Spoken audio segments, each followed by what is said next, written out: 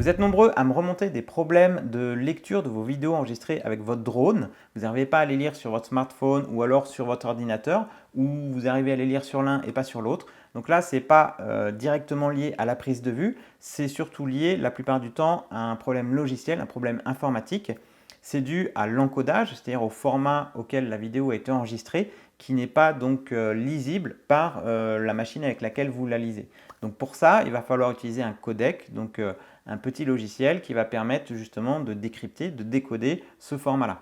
Alors le format H265 qui est la plupart du temps utilisé pour des gros fichiers, donc surtout quand maintenant on filme en 4K, voire même en 6K, en 8K sur des caméras d'action, sur des smartphones, eh bien ça va nécessiter un outil de compression, un logiciel de compression évolué et qui prend en charge justement ces fichiers qui sont très lourds. Donc on peut choisir la plupart du temps le format d'encodage dans l'application, que ce soit DJI ou Fimi ou d'autres marques de drones. Si vous avez le choix, il vaut mieux privilégier donc le format d'encodage H265 qui va avoir donc plus de facultés de compression. Donc vous allez avoir des fichiers qui vont peser moins lourd avec une aussi bonne qualité et donc ça va être beaucoup plus léger en termes de stockage et même en termes de montage vidéo.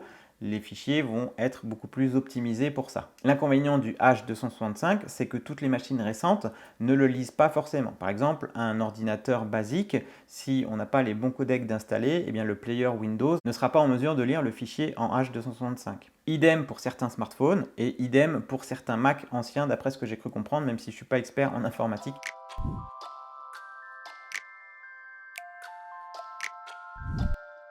Pour résoudre ces problèmes, le plus simple, c'est d'abord d'essayer d'enregistrer au format H264 pour voir si votre ordinateur, par exemple, ou votre smartphone lit le fichier. S'il le lit bien et s'il ne lit pas les formats donc H265, on a isolé le problème. C'est bien du fait donc que votre ordinateur ne lit pas le H265 et n'a certainement pas donc le bon codec. Alors c'est une solution, mais ce n'est pas la solution idéale parce que ça risque de vous limiter sur certains formats de fichiers. Par exemple, le log en 10 bits, la plupart du temps, je crois que c'est H265 obligatoire. Donc vous n'allez pas pouvoir avoir accès à tous les modes d'enregistrement.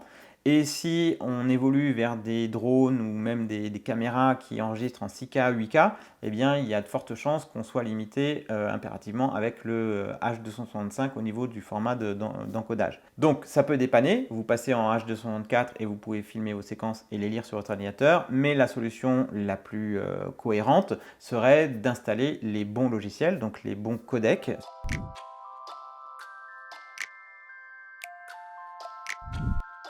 Alors pour ça, c'est très simple. Si vous êtes sous Windows, Windows va vous proposer, lorsque vous cliquez sur un fichier qui n'est pas reconnu, il va vous proposer de télécharger le codec HEVC.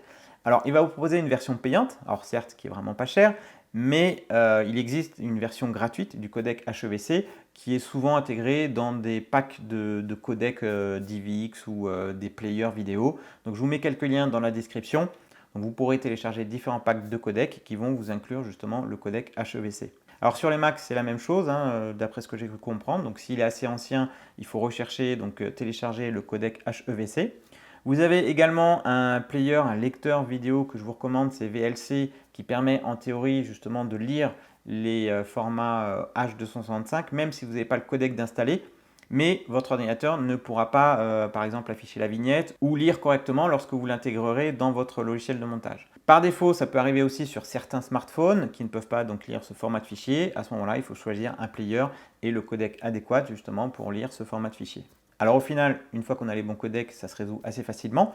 Maintenant, c'est vrai qu'avec des machines un petit peu anciennes, du matériel un petit peu ancien ou pas forcément très puissant, eh bien on a du mal à exploiter et à traiter les vidéos qui sont issues des caméras, donc les drones qui filment en 4K, les caméras d'action, les hybrides. Quand on pense vidéo, on pense souvent à la meilleure résolution pour avoir la meilleure qualité, mais on occulte un petit peu le fait justement du traitement derrière et la machine qui va s'en charger.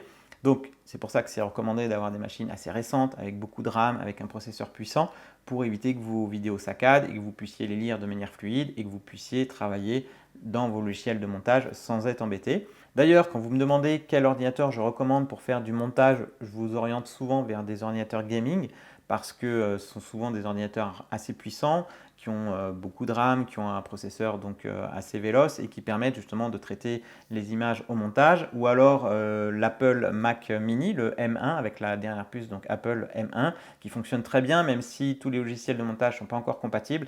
C'est un ordinateur qui a un très bon rapport puissance-qualité-prix. Si vous avez un ordinateur un peu ancien qui peine à lire les vidéos, et bien du coup il va falloir enregistrer en plus faible résolution pour avoir des fichiers voilà, qui sont moins lourds, qui prennent moins de place, qui sont moins exigeants au traitement.